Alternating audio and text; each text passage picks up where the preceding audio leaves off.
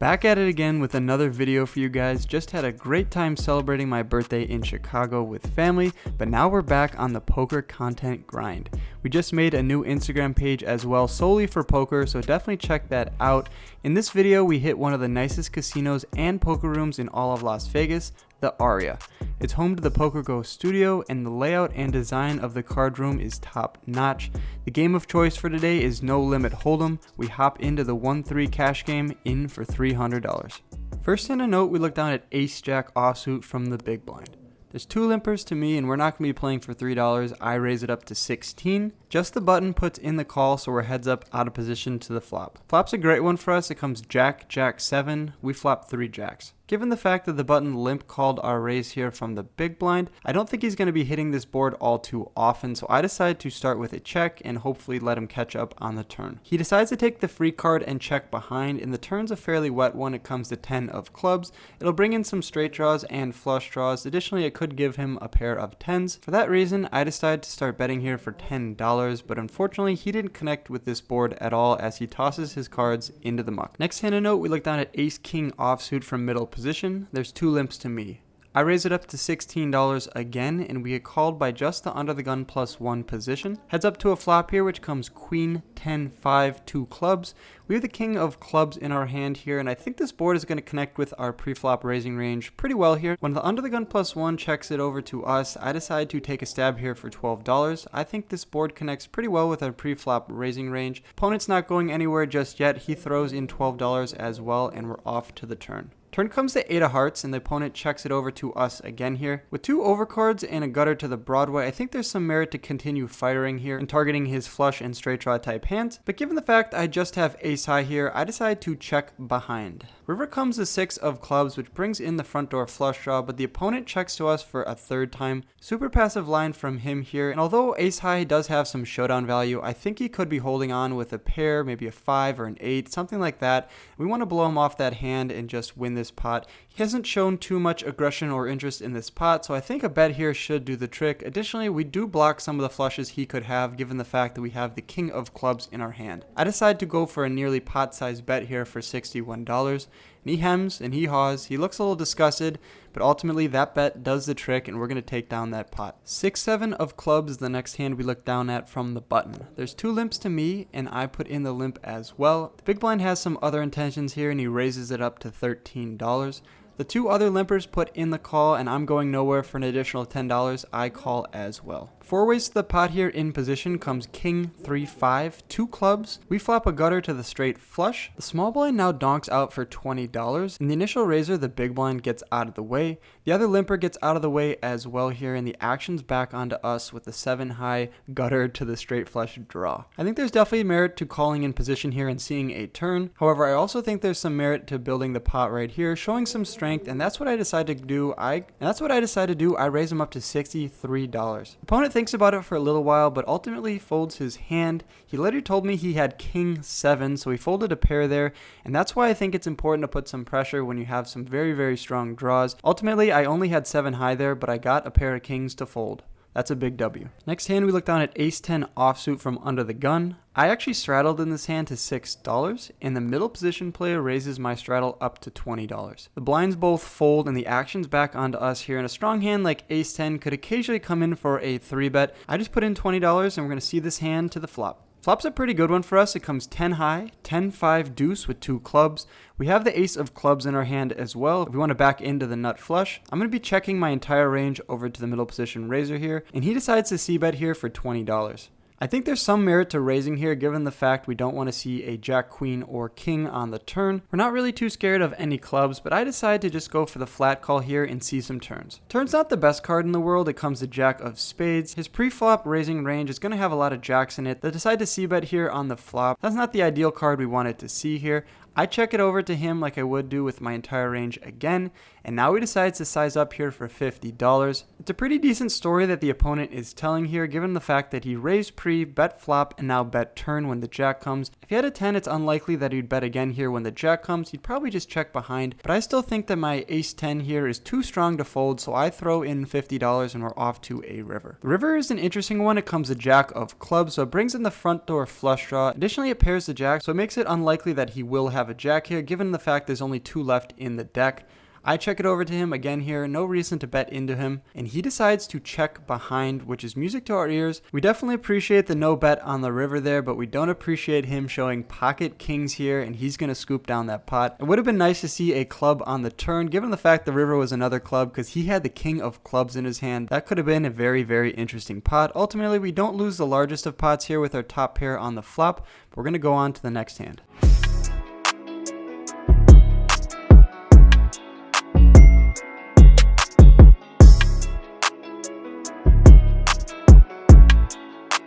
We rebuy for $100 more. We have a 330 in our stack. We look down at a nice suited Broadway type hand, ace jack of clubs. Under the gun +1 limps, and I raise it up to $14. In the small blind and the under the gun limper both call, so going 3 ways to the flop. With $45 in the pot, the flop comes 10, 9, 8, 2 diamonds. We flop an open ender to the straight, but there's 2 diamonds on board, so we need to proceed with caution. The small blind donks into us 2 players here for $35, and the under the gun puts in the call. I think our hand is too strong to fold, given that we have the jack of clubs, but I don't want to be putting in the raise, so I just put in 7 red chips and we're off to a turn. Turn's a pretty bad when it comes the king of diamonds, which brings in the front door flush draw. Additionally, the small blind continues to bet now for $100 into $150, a very strong bet. The under the gun gets out of the way. We liked our hand on the flop, but we liked it a lot less here on the king of diamonds on the turn. Nothing to do but put our tail between our legs and get out of the way and fold.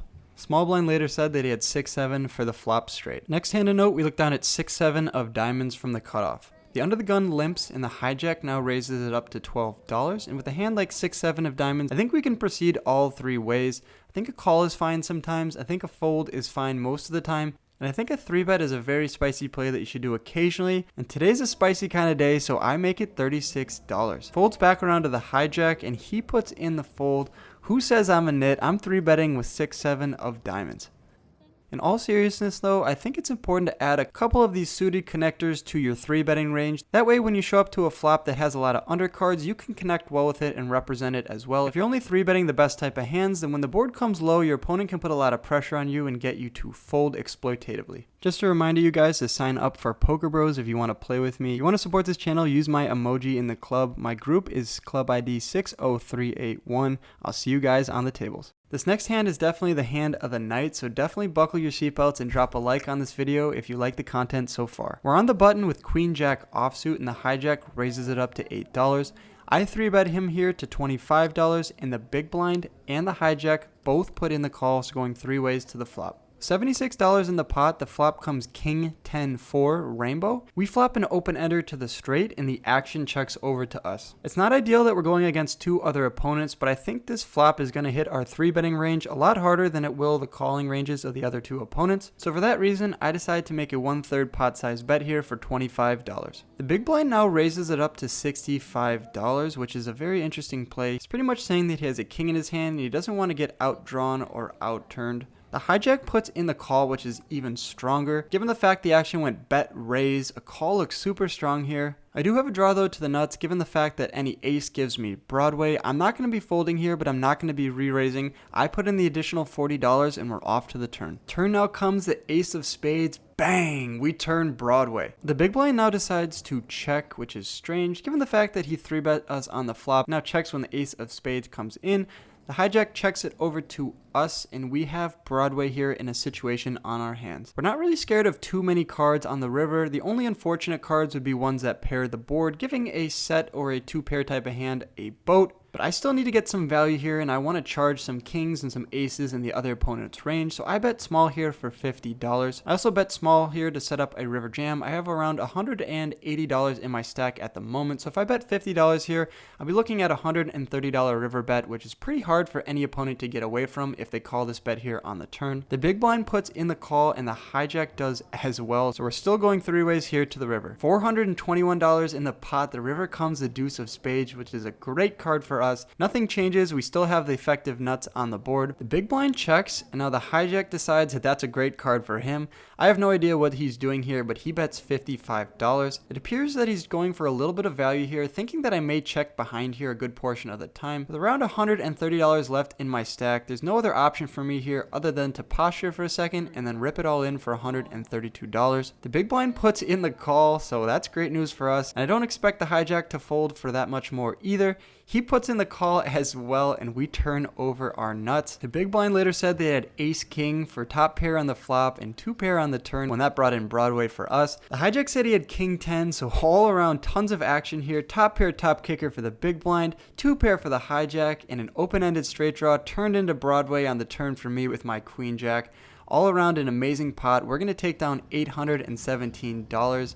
I love the Aria. Last hand of the night, we look down at Jack 9 of hearts from the small blind. The under the gun limps, and I raise him up to $15. We get called by the big blind and the under the gun limper. 3 ways to the flop here out of position comes ace of spades, 7 of hearts, 10 of spades. I think this flop is going to connect with our pre-flop raising range a good portion of the time here, so I decide to c-bet 1/3 pot for $14. The big blind puts in the call and the under the gun gets out of the way, so we lose one opponent and we're going heads up to the turn. Turn's a decent card for us. It gives us some showdown value. It comes in 9 of clubs, although it does bring in 6, 8, and 8 jack. Now that we have a little bit of showdown value, I decide to check and the opponent checks behind, so going off to the river. River card's a great card for us. It comes in 9 of spades, although it does bring in the front door flush draw. I still need to go for some value here and target the aces in his range that check behind. Additionally, I think a 10 could pay us off for a small bet here, just being a non-believer. The opponent only has around $40 left in his stack. It's around $73 in the pot, so I put him all in here with 2 $100 chips. A little excessive, but I can be excessive at times. Opponent either has nothing or gives us credit for a strong hand here, and he puts in the fold. So we're going to take down that pot there. Last hand of the night, we rack up our chips and head to the cage. Overall, a great session for us here at the Aria.